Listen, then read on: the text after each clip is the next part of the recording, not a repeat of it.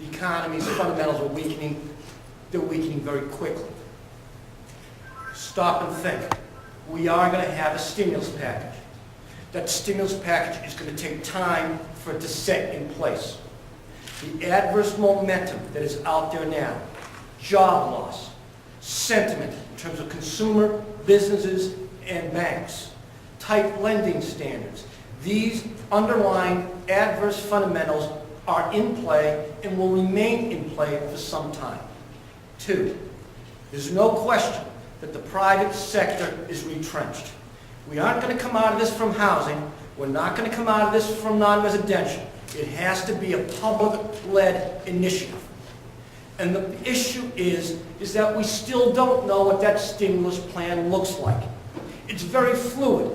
The House passed a bill. It's now in the Senate. And what eventually comes out of it, we don't know.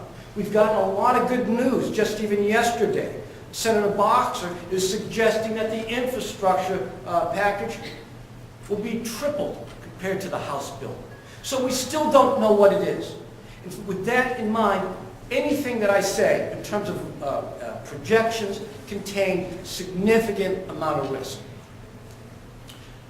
It's important that when you assess the stimulus package, you have to assess the underlying fundamentals of the economy, because that stimulus package is going to be overlaid on top of those fundamentals. So if the economy is sinking here, well, the stimulus only brings it to here. If the economy is here, well, then the stimulus package will result in a little bit better outlook. We look at the economy and the fundamentals, and we see that you lose 500,000 jobs in November, you lose 500,000 jobs in December, and you wait for the jobs number to come out in January. It's going to make November and December look good. And that momentum is in place. That momentum will continue until the stimulus package takes effect. And that probably won't be to the second half of the year. So when we look at this, we see us losing 4 million jobs. This is a no stimulus scenario this year. And we lose another 1.8 next year. And optimistically, unemployment peaks at 10.5%. In that scenario, the economy contracts 3% this year, another 1.5% next year. Cement consumption declines 15% in 2009, and another 15% in 2010. It's a dire situation that we're looking at.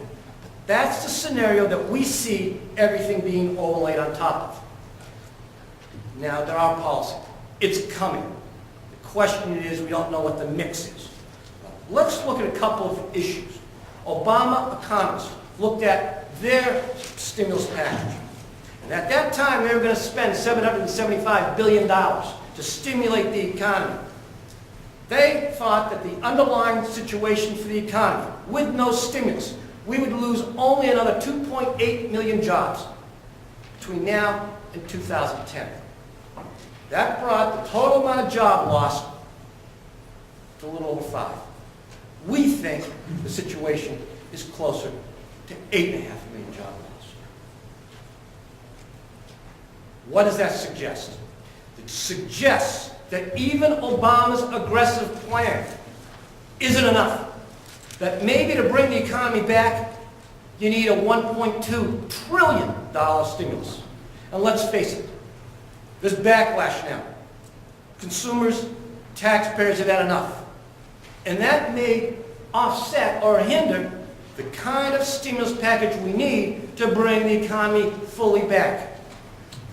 When you look at the stimulus package, no matter what comes out, look at it in 3 stages. And the way I look at it is this. A person gets in a car accident. They're brought into the emergency room. The first thing you do if you're the attending doctor is don't start operating. You stabilize them. Then you operate, then you rehabilitate. That's the 3 phases that we've got going right now. You get in the first phase. You stop the bleeding. You're not going to create jobs in that first phase. Those tax cuts are not going to do it. All that's going to do is slow down that adverse momentum. It will save jobs. And you can do that with the tax cuts and entitlement spending and state aid. That's critical to our industry. The second phase, that's the shovel-ready projects. It'll take a little bit longer time. That can lead to job creation. And that really begins probably at the best you're going to see, and we'll get into why, the second half of this year and then into 2010. Then you get into the third phase. These are the long-term investments. These are the issues that address congestion, CO2 emission. These are the things that address our needs as we go forward. These are the areas where you're going to start creating real jobs and where you're going to see the stimulus hit cement and concrete consumption activity. Now, if you look at the scenario that we've got laid out, look at the red and the blue. The blue is the stimulus package, at least the way we've got it conceived. The red is with no stimulus. And what we're basically saying is the way we can see this now is that the stimulus package will probably shorten the recession by 1 year, make it less deep, but then look what happens in the out years, 2012. You're crazy if you don't think that you can spend $800 or $900 billion and you're not going to get higher taxes, or you're not going to get higher interest rates. We may help out the very near term, but we will subtract a bit from growth going out further. It's very interesting. When you take a look at what the Obama economists, they expect that by the fourth quarter of 2010, that the economy reached to 12.2 trillion. That suggests you're adding 3.7% growth to GDP. We see the stimulus only adding 3.1. And there's reasons for it. Because some of those shovel-ready projects are not really what you think. It's also interesting that when the Obama economists got done with their analysis and spending almost $800 billion, that the unemployment rate that they projected was 7%. So about 7.1 now. So after all that spending, you're still basically holding where you are. And the problem is, we think conditions are worse than them, and that you come out with an 8.8%, even at the end of spending this. That's why I'm suggesting $800 billion, as shocking as it sounds, may not be enough. When you start looking at shovel-ready, when you start looking at implementing how this impacts directly construction, don't think it's going to be a quick fix. It's going to take time for even these shovel-ready projects to hit the ground. Because there's paperwork and state and bid letting and review and etc.